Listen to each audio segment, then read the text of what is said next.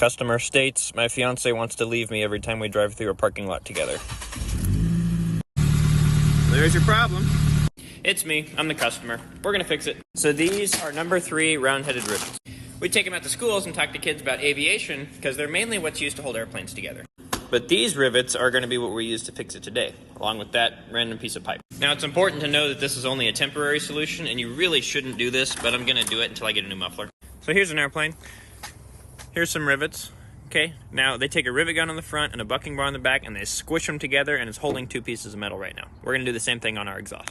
So we have 2 pieces of metal here. One's going to represent our exhaust, one's going to represent our pipe over there. We're going to drill a hole through both of these. Okay, hole is drilled. If this was the rivets we were taking out to schools, we would have a rivet gun and a bucking bar and squeeze it. These blind rivets, we stick it in the hole, and then we put on our rivet gun and squeeze the handle.